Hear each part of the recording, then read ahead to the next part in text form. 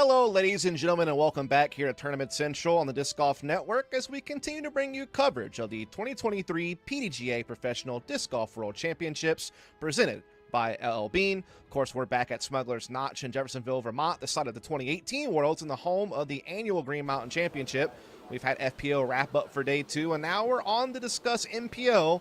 My name is Dustin Murray. I'll be hosting the show, and alongside will be none other than the disc golf guy himself, Terry Miller.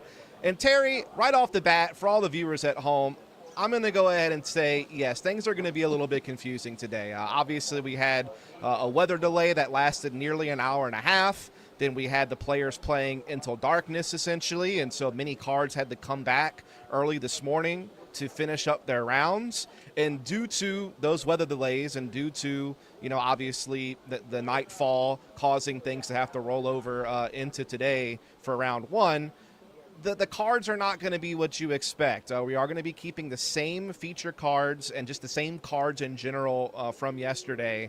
And so that's why maybe things will look a little bit different than you expected as far as like not having the lead card go out first, for example, today. It really is just kind of down to the logistics of what had to happen due to the delays that we experienced yesterday. And Terry, I'll kind of pass it off to you to kind of maybe explain that in a little bit more detail as we kind of take a look at some of the scores we're seeing so far today. Yeah, good afternoon, everyone. And as you were saying, Dustin, very unique scenario. And it feels fitting when you compare it to what we've experienced the rest of the year. Of course, you think back just to a couple weeks ago, we were playing into the darkness at Idlewild. So we've had experiences with weather delays, whether it be rain, lightning, or any other inclement weather that's come in, and then restarts. And that's exactly what we're having here. It's not ideal, but really it's not ideal for anyone. So all you can do is roll with the punches. And there's a lot of factors here, and I think that's what a lot of people at home tend to overlook. You're talking about the players first and foremost in the competition, but you're also then talking about the media teams and what needs to happen in terms of giving you as much coverage as possible. Yet then you're talking about the spectators and everyone on the ground, everyone from the spotters to the bus drivers and to the shuttle bus drivers. So there's so many keys that play into this, and safety is obviously paramount. So when we saw that lightning strike within the 10-mile radius as it was getting closer, that was the first delay yesterday, and then ultimately, as you said, we had to roll out due to the sun going down. I think that's what we call it. And some of us were treated to a very beautiful moon last night on top of it. So maybe there's a silver lining out there somewhere. But we're not seeing the shuffle. I understand. Everyone has their own opinion as to what should or shouldn't have happened, but logistically and realistically, this was the best possible scenario. And some players took advantage of that, and some didn't. But everyone was safe, and that's what's most important. Indeed, safety first, but it's also a situation about making sure players get proper rest after having to finish off their first round this morning. It's also about everyone understanding like what their tee time is going to be and not having to worry about scrambling to figure that out last second. So all in all, logistically speaking, this was really just the way that we had to go forward. But that doesn't mean that we won't on this show today kind of celebrate some of our leaders from yesterday. And the first one that we're going to have to talk about is indeed the man who was in the lead after round 1, and that was, of course, the lefty, Chris Clemens, with a clean 12 under par round. Obviously, this year he is ranked 29th in our standings and 34th in the world. He's had some recent top 10 finishes or near the top 10 at Ledgestone in the Mid-America Open. Also took 7th at our first major of the year at Champions Cup. And we know last year he had some big moments, including a podium finish at Worlds in Emporia. So, I mean, Terry, were you surprised to see Clemens be the one having the lead when it was all said and done after round 1? No, and some of us would say that Brewster may favor a lefty to some degree. We could always have that argument. I know lefties are probably rolling their eyes at that at the moment. But even talking to our tournament director and Jeff Spring, he said as well, I'm not surprised to see what Chris had done out here in terms of taking advantage of the way the course plays. Certainly more technical aspects to this course. And it's funny, we harp on Chris being a left-handed player because he is one of the best in the world in terms of being the lefty, but he also has a phenomenal forehand. And it's almost easy to forget that for a moment. You just want to chalk it up as, oh, he's one of those, 5% in the world that are left-handed. his forehand is impeccable. So however he was getting it done yesterday, whether it was with the forehand or the backhand, it was very impressive. You saw that he converted once from circle 2, but everything else inside circle 1, 100% C1X putting. It's going to be hard to beat. I don't care what side of the disc you're throwing with or what hand or arm you're using. When you're making 100% C1X putts like that, it's going to probably lead to some good scores on a technical course like this. Yeah, so of course you will be able to see some action from Clemens of his round after the main broadcast begins. So just want to make sure that you folks will get to at least see some of that. Again, we will be rolling with the same feature card from yesterday, but we will get to show you some footage of some of the leaders from day one, and I believe also some words from them as well. Honestly, like I kind of try to stay away from bogeys in general. So over the years, I've shot quite a few bogey-free rounds, but the 12 under is nice. Brewster usually eats my lunch a little bit. So does that mean that you're going into tomorrow with even more confidence after, setting off round 1 pretty well? Yeah, Fox Run over the years, I think it sets up well for me. My forehand's working, so that sets up great for Fox Run. And yeah, I think over the years I've definitely shot way better at Fox on average, but hopefully I can even it out and shoot well at both this week. Starting off a big tournament like this, they always say, you can't win it in the first round, but you can definitely lose it. What kind of, how are you reflecting on that type of mindset and that type of, idiom? Yeah, I think nowadays when we play 3-round tournaments, this is a 5-round, but every Pro Tour event, it feels like you have to just get off to the races. Like you can't start off slow. So I think I've been here since last Monday, practicing every day. And so I felt more and more confident on the courses. And so, yeah, last night I was sitting there and I'm ready to go. There's nothing else to do. I'm just ready to play. And again, that was Clemens yesterday after shooting 12 under par and putting himself in the lead by 2 strokes. Unfortunately, again, due to the no shuffling of cards, he has already gone out today for his second round. He has faltered a little bit here at Fox Run, down to 8 under par, so losing some strokes and dropping down just into the bottom of the top 25. But so has a few holes left to play, and we'll have to see how the rest of the day sorts out. But that is where Clemens stands right now. Now, at the end of yesterday, outside of Clemens' lead, we did have a 3-way tie for second place at 10 under par. One of the leading candidates of that was, of course, Anthony Barella. He came into the world 7th in our standings. He got hot quick this year, actually, with the new bag, getting a couple of second-place finishes at Texas State's and the Music City Open. He's also had some recent top 10 finishes at D-Glow in the European Open, as well as the Reserve in Des Moines. And we got to catch up with him yesterday after he shot a fantastic round. All right, we're here with 2015 PDGA Amateur World Champion Anthony Barella. Hey, 10 under, opening round. Lot to deal with out there with the rain delay, with obviously rough conditions. You kept it together. I mean, only 1 bogey. What was the trick today? I expected the bad weather, just checking the forecast, and then it was just all about simplifying my shots at that course. I don't think I threw a shot harder than probably 65%.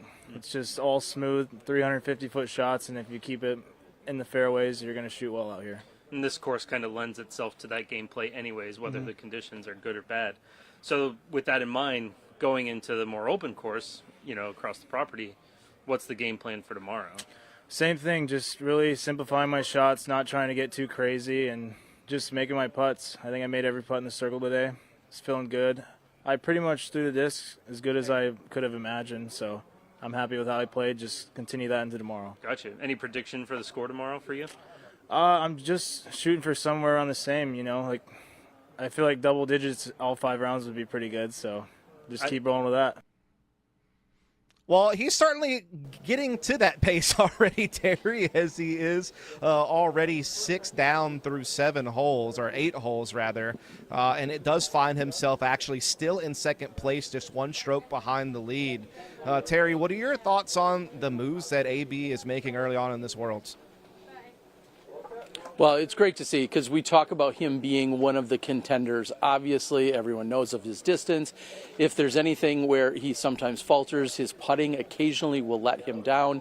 We saw him push it all the way to the 69th or 70th hole at the European Open earlier this year, and that was quite a learning lesson. And here he is at another major. He's won in Am Worlds before, but AB just has to find a way to close it out. He doesn't usually have a problem picking up birdies. It's a matter of remaining consistent throughout.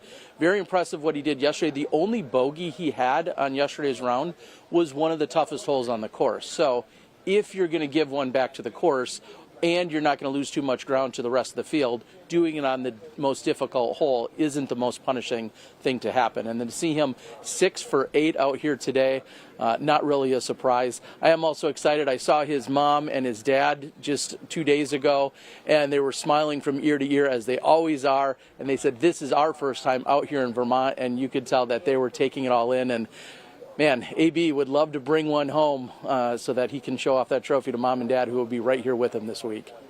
Well, certainly AB is a phenomenal thrower of the disc, and when he's on, his putting is fantastic. He's actually 11th on the season for Circle 2 putting, so when he's got it in spades, and did win the distance competition to kick off the festivities for Worlds this week, throwing over 600 feet, and I'm sure he'll throw a couple of those types of bombs over at Fox Run throughout the tournament, but again, already putting himself in a good position after a round and a half, I guess you could say, as we got round 2 going underway. Now, James Proctor was another player who found himself at 10 under par and in a tie for second after yesterday. Of course, he has been really turning heads this year. I mean, he found the podium early at Austin and also found the podium finish at the PCS Open. He's got tons of top 10 finishes this year and 2 top 5 finishes at the Portland Open and the Preserve. He is second this year in C1X putting and 7th in C2 putting, so really dominating the putting greens. And you can see his scorecard here from yesterday, a clean 10 under par. This included going 80% from Circle 2, Terry, on 5 attempts, and he also had a 92-foot throw-in for birdie on one of those holes in the front 9 as well. So Proctor putting in some work on day 1. I imagine you're not too surprised to be seeing this from James at this point? Yeah, really not. And what's funny to me is we're talking about his C2 statistics. Earlier in the week, I was talking about Gannon Buhr's C2 statistics. Gannon knows where he ranks and how he's been leading those C2 numbers so far here in the season. And there's James Proctor knocking on the door. And James Proctor, that may be a little bit of a metaphor for him knocking on the door in the top few spots on the Disc Golf Pro Tour standings as well. He's right there in the conversation at so many of these events, and now he's continuing to push himself up in terms of the overall standings here on the Disc Golf Pro Tour. So James Proctor lurking. We all know his time is coming. It's just going to be a matter of what weekend is it going to all fall together for him. But 80% from C2, and that's not, just a fluke of any kind. When you're putting in 4 of 5 from C2, you're truly showing that putting prowess that he's capable of. And guess what? I'm here for it. I'm ready for more of those C2 bombs. I am too, and he certainly seems ready to make some big moves, as we did get to catch up with him this morning after he wrapped up his first round. All right, we're here with James Proctor. James, took 2 days, but you got a 10 under done. Yep. Tell us about what waking up this morning was like, knowing that you had to come out here, and it was 3 holes that you had to finish, correct? Yeah, 3 holes. So what was that like? What was the mental preparation like this morning? Honestly, not a lot of preparation went into it. I was telling Eric when we got up, at 6:30, it kind of felt like an old beach here in California, just waking up for that shotgun start round 1. So, I had 3 holes, 3 backhands that I felt pretty comfortable with. So my goal was to get 2 out of the last 3, and I was able to do that. Yeah, kind of taking it back to the roots a little bit there, somewhat in a little bit. So that's Yeah. always good. Go play your B tiers, folks. Yeah. But yeah, bogey free. I mean, that's always a great mark to hit. With the 10 under bogey free, like, what does that mean for the next round? I mean, honestly, the other course is so opposite. This course was all about hitting lines. So, I want to stay consistent off the tee pad. I was hitting trees, but they were late, so scrambling wasn't too difficult, and I was able to knock down some circle 2s. And, on this course, if you're hitting your lines, there's not really a lot of late trees to get in your way. So hopefully just keep it in the fairway, keep putting well, and, it's a marathon, so just try to stay in it. Same tee time, same card for this afternoon when you play round 2. Mm-hmm. with the separation already there for round 2 and still playing with those same guys, is there anything that, is going to be in the back of your head? Like, are you going to check live scoring more or anything like that? Not really. I didn't check it this round, honestly, either. Our card had great vibes. We were all playing well, so I feel pretty fortunate. It would have been nice. I don't know if I would have been on lead or chase. Obviously, that would be amazing, but, I just got to go earn it again in round 2. But, yeah, I think I'm looking forward to playing with those guys again. The vibes were good, and I see us all playing well again. Excellent. Well, yeah, hopefully we get to talk to you this afternoon again as well, so good luck. Congratulations on a good opening round, and we'll see you later. Thank you. All right, folks, and that was some words from James Proctor after coming into second place. He has just begun his second round, and about to begin their second round is our feature card from yesterday, Staying With Each Other, and part of that card is our reigning world champion, Paul Macbeth. We'll catch up with him and the rest after a short break.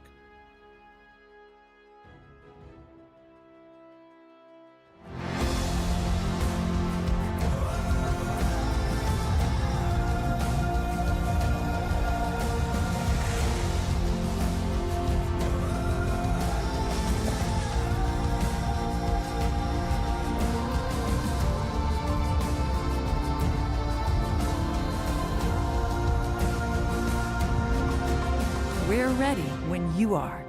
Come, discover Vermont. When you first sign up for a PDGA membership, you're given a PDGA number. Your PDGA number is a stamp for when you got involved in the sport. It's a badge of pride for players and a part of your disc golf identity. Get your number today. Visit pdga.com/join. This is Latitude 64. The smallest of grains handled with the greatest passion. Always trying to improve, always trying to be better. Out of curiosity, excitement, thrill. For the player and the sport. Because we want to make disc golf awesome for you.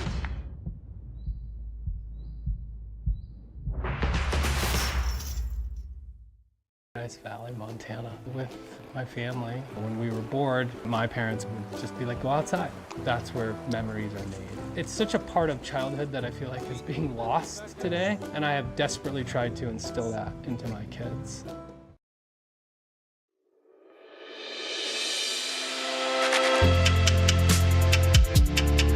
Hello everybody, Johnny Disc Golf back with PDGA's Disc Golf Destinations. We spent time down in Burlington, but now it's the reason for the season. We're here at Smugs, and Mickey is going to tell us exactly what's so special here at Smuggler's Notch. We're secluded, we're out in the middle of nowhere. We offer programming in the summer and the winter for kids, and have stuff in the afternoon for their parents to do as well. We try to keep you as busy as possible, as long as possible. You could really stay here for a week and never leave. My family comes up here every year. We stay for a week or two, and there's usually not enough time to do everything. And we have to keep coming back to do all the new stuff, including playing disc golf almost every day.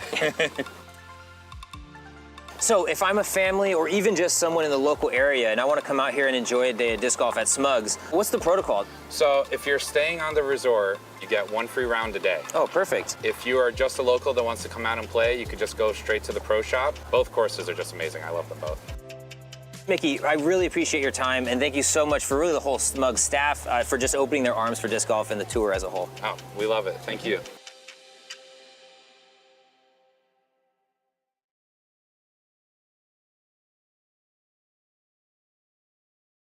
And welcome back here to Tournament Central as we try to talk you through what was kind of a confusing day due to the weather delays and the lack of reshuffling cards and some of the other things we've already mentioned in the first block of the show.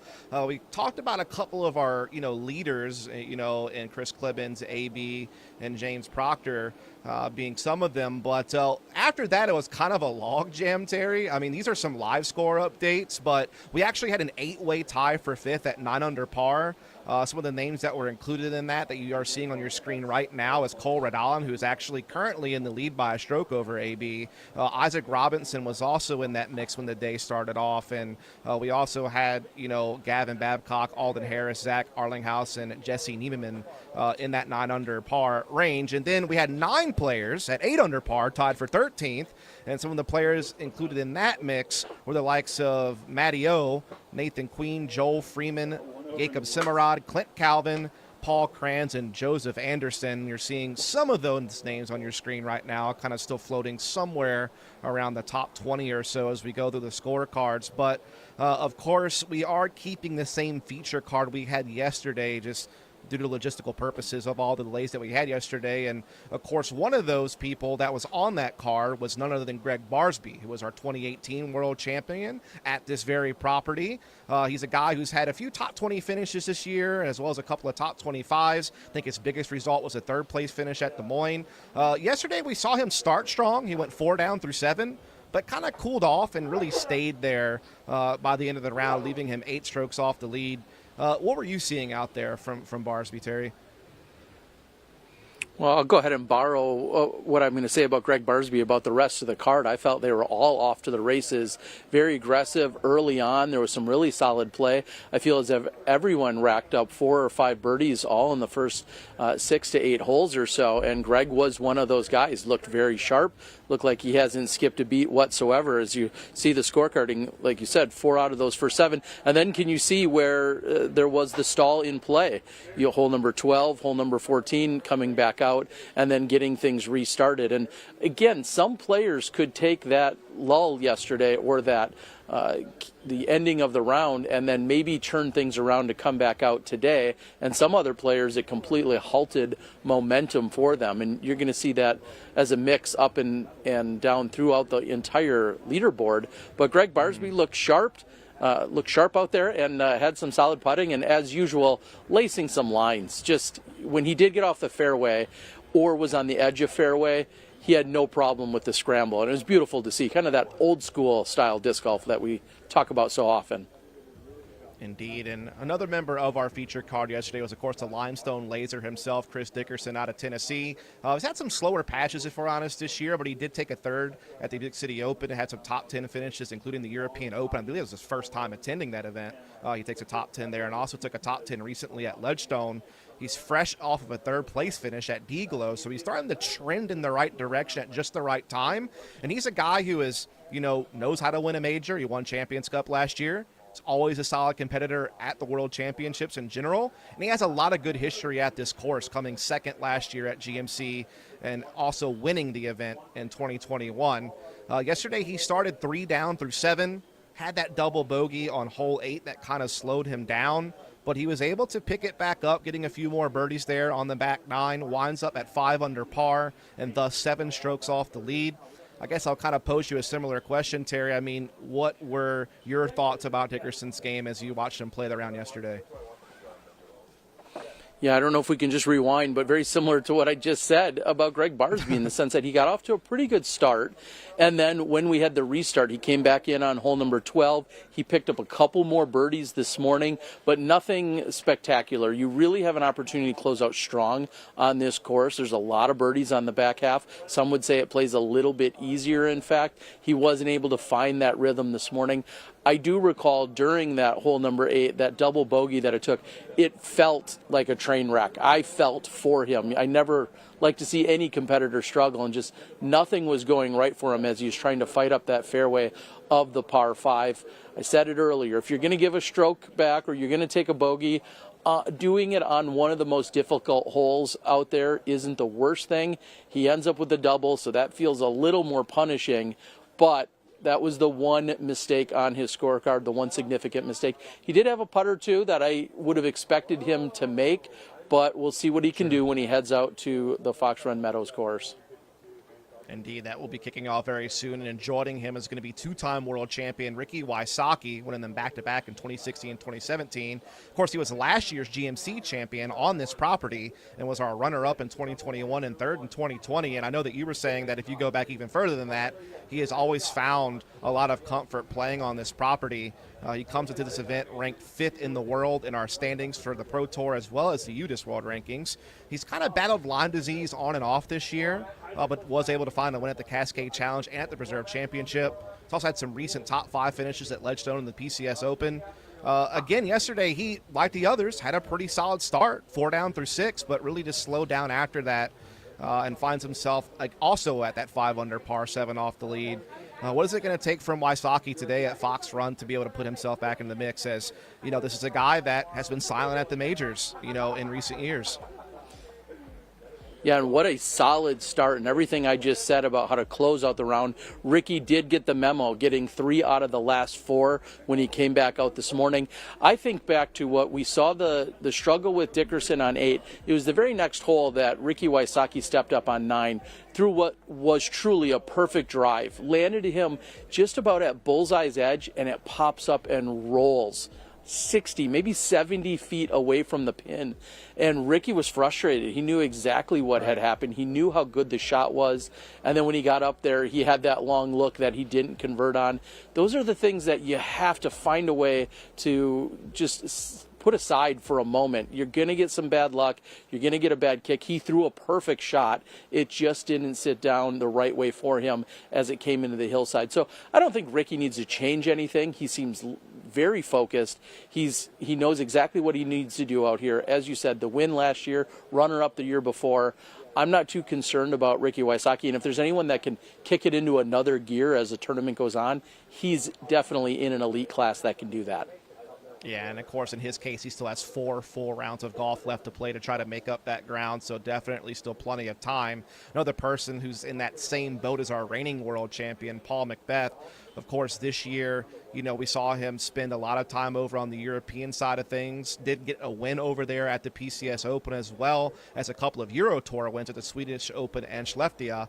He did have to DNF from the European Open due to injury, and so this is actually his first event back since then. Obviously, he wanted to make the return for Worlds, as he's looking for his 7th world title and his 18th overall major, as he's chasing after Ken Climo's 20 majors. He, too, would shoot a 5 under par during the opening round after some ups and downs. Also, like the others, 7 behind the lead, but 4 rounds left to play. Kind of what are your thoughts on McBeth as he, is playing what he says is likely his last tournament of the year?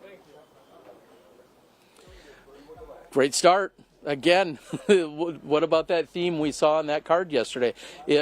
I feel like we were in for a treat when that round got started. Everybody was firing on all cylinders. This morning, he came out. He did get 2 of the birdies to close out on the last 6 or 7 holes or so, but just not a lot of firepower in the middle. And one thing that did give me a little hope, or maybe squash some of the question in terms of his injury, is his putter looked good from everything that I had seen. He had made a few deeper putts. He also cleaned up everything on the short side. So really no concerns there, because when he talked to us in the press conference, he said that the motion that is most irritating or painful to him is more of an up and down motion. So you see that he has yet a different putting style. He's adapted and changed throughout the last decade with a number of different styles. This weekend, I'm sure his injury is in the back of his mind with every single putt that he releases. But overall, I think everything looked okay. Just he's going to need to clean some things up and take advantage of the more open course out here today.